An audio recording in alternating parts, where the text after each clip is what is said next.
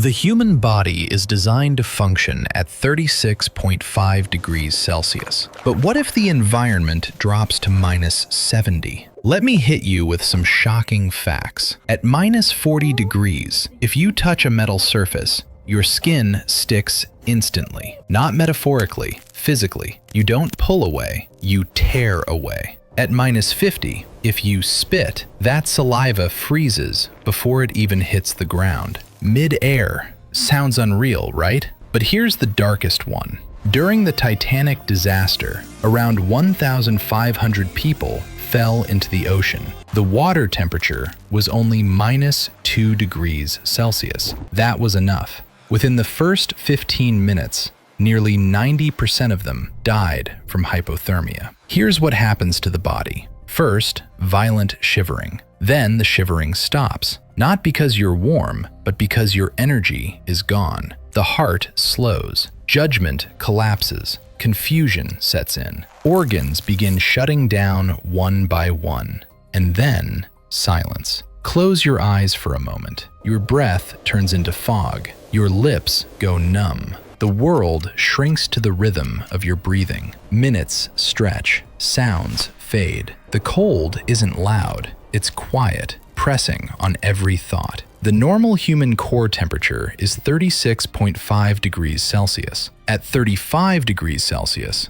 hypothermia begins. At 32 degrees Celsius, consciousness starts to slip. Just a few degrees can change everything. So if this is what happens to an average person, how do people live at -70? This is where science steps in. There's something called cold adaptation. People in extreme climates are exposed to cold from childhood. Cold water, freezing air, icy winds, early and often. In the past, this was called hardening. Today, we understand the biology behind it. Over time, the body adapts. Fat layers thicken, blood circulation changes, prioritizing vital organs. Hands and feet receive less blood, but the heart and brain stay protected. Metabolism speeds up, producing more internal heat. The body becomes a survival machine. Want proof? Try a safe experiment at home. Wrap one bottle of warm water in 2 thick layers of fabric. Wrap another in a single thin cloth. Place both outside in cold weather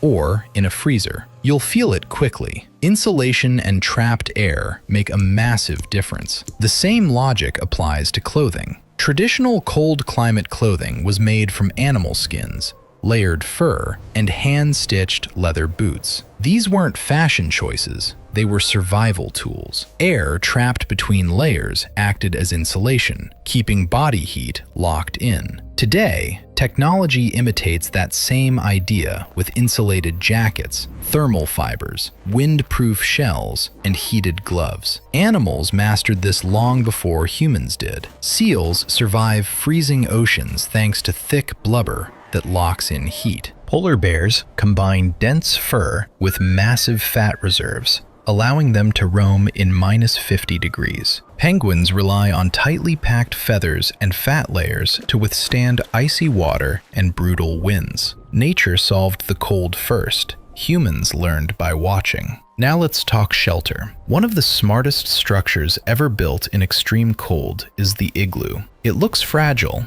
but it's brilliant. Snow traps air, air traps heat. Outside might be -50, but inside an igloo can be tens of degrees warmer, just from body heat alone. A small ventilation hole releases carbon dioxide. The entrance stays low, keeping cold air trapped outside. Simple, ingenious, effective. So, do people really live like this today? Yes. And here are 3 of the coldest places on Earth where humans still survive. First stop, Oymyakon, Yakutia, Russia. This is the coldest permanently inhabited place on Earth. The lowest recorded temperature here was -67.7 degrees Celsius. People still go to work. Kids still go to school. Cars are left running overnight because turning the engine off means it will never start again. Livestock farming and fishing are the main sources of income. In winter, The sun appears for just a few hours a day.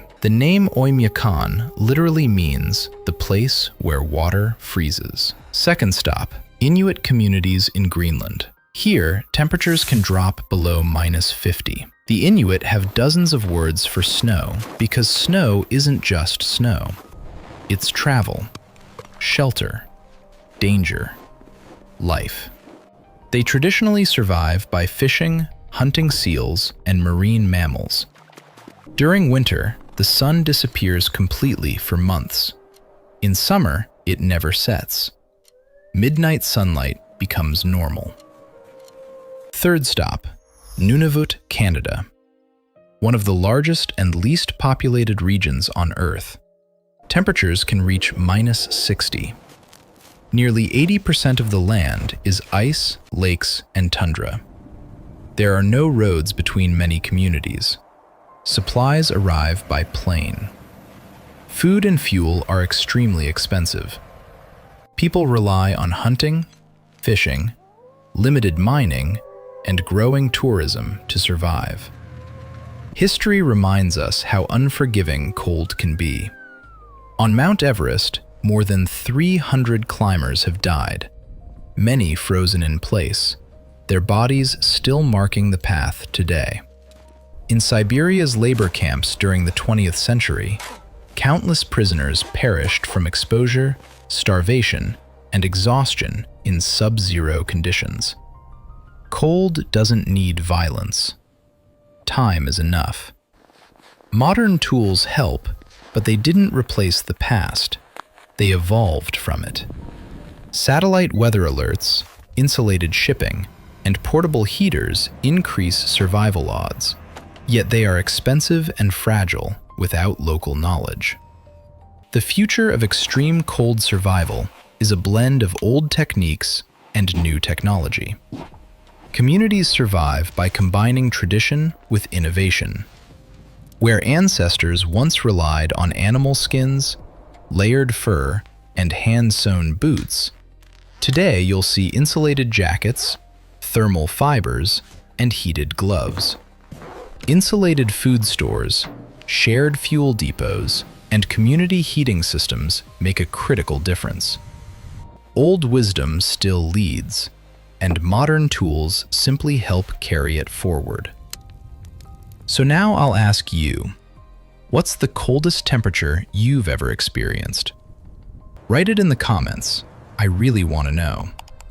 If you enjoyed this and want more science-based, mind-bending stories like this, don't forget to like the video and subscribe to the channel. Your support helps us keep exploring the most extreme places on Earth. Stay curious and stay warm.